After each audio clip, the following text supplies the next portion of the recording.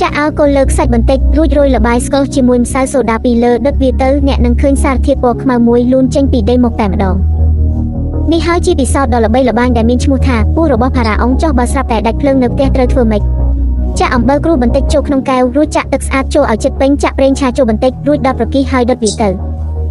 អ្នកនឹងបានទៀនមួយដើមដែលអាចបំភ្លឺបានតតែភ្លឺឥឡូវចាក់ទឹកក្នុងបរិមាណខុសគ្នាចូលទៅក្នុងកែវ3ក្នុងចំណោមកែវទាំង4តើត្រូវបែងចែកវាឲ្យស្មើគ្នាទៅក្នុងកែវទាំង4ដោយរបៀបណាគ្រាន់តែយកទូយោប៊ឺតដែលបត់បានហើយមានទឹកពេញមកដាក់ចន្លោះកែវ2អ្នកនឹងឃើញទឹកហូរចូលកែវទាំង4ដោយស្វ័យប្រវត្តិតែម្ដងនេះជាគោលការណ៍កម្លាំងប៊ឺតនិងលំនឹងកម្រិតទឹកយកក្បាលដែលកេះមកកិនឲ្យមាត់ជាម្សៅចាក់ចូលក្នុងរន្ធសដែលចាក់សជាប់ញ៉ាត់ដាំឈើគូសមួយចូលរួចដុតក្បាលឈើគូសនោះរងចាំតតែវាឆេះដល់ក្នុងរន្ធសដែលបាត់សនោះនឹងត្រូវបើកបានយ៉ាងងាយស្រួលស្ករកៅស៊ូដែលស៊ីមិនអស់កុំចោលអីយកវាមកពូតជារាងកោណពេលវាកំពុងរឹងមាំយកដូងមកគប់លើវាឲ្យលឿនផ្លែដូងនឹងត្រូវឃ្លីឃ្លុះមួយប្រហោងធំភ្លាមតែម្ដងនេះហើយជាកម្លាំងនៃវត្ថុរ៉ាវញូតូនយកវត្ថុមកគូសមាត់ដុតទំនេរគូសមិនក៏ដុតមិនបែកដែរតែពេលយើងចាក់ទឹកចូលក្នុងដបបន្តិចរួចគូសថ្នមបាតដបក៏បាក់ធ្លាក់ចេញមកតែម្ដង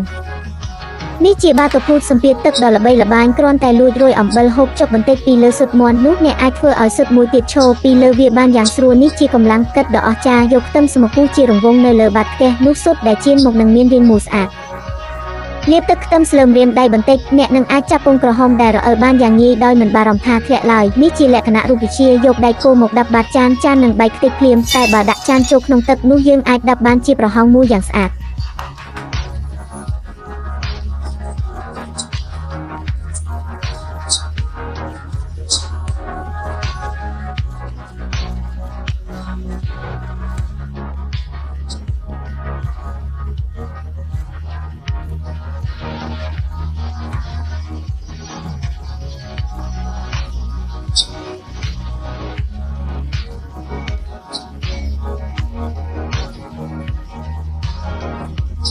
ញ៉ាត់ប៉ោងពណ៌ខ្មៅមួយចូលទៅផ្លុំវាឲ្យធំរួចដាក់ហាលថ្ងៃបន្ទាប់មកយកកែវពង្រេកមកជះពន្លឺឲ្យចំជាចំណុចមួយពន្លឺព្រះអាទិត្យអាចដុតធ្លាយប៉ោងពណ៌ខ្មៅខាងក្នុងបានយ៉ាងអស្ចារ្យយកសារធាតុស្រូបទឹកចេញពីខោទឹកនោមទារកដួសដាក់ចូលក្នុងកែវមួយស្លាបព្រារួចចាក់ទឹកចូលចាក់ថែមរហូតសារធាតុនោះក៏រីកធំឡើងរួចយកស្លាបព្រាមកដួសវាចេញមក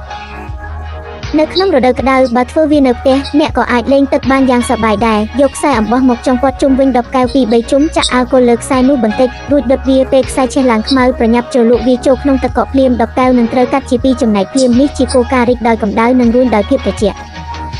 ចាក់ម្សៅសូដាចូលក្នុងកែវរួចលួចចាក់ទឹកខ្មេះចូលបន្តិចឧស្ម័នដែលមើលមិនឃើញស្រាប់តែអាចពន្លត់ទៀនដែលកំពុងឆេះទាំងពីរជួបបានយ៉ាងអស្ចារ្យនេះជាគោលការណ៍ពន្លត់ភ្លើងដោយឧស្ម័នកាបូនិក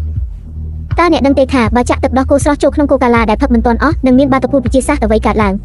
ទុកចោល12ម៉ោងកូកាឡាប្រែជាថ្លាឆ្វេងហើយថែមទាំងមានក៏មិនស្គាល់ប្រភពកើតឡើងទៀតផងមើលចប់ហើយតើអ្នកនៅហានផឹកកូកាឡាជាមួយទឹកដោះគោទៀតទេយកខ្សែស្ពាន់មកជុំវិញសពីដាច់ដោយឡែកពីគ្នារួចភ្ជាប់សទាំងនោះទៅនឹងពោបូកនិងពោដកនៃកំពែល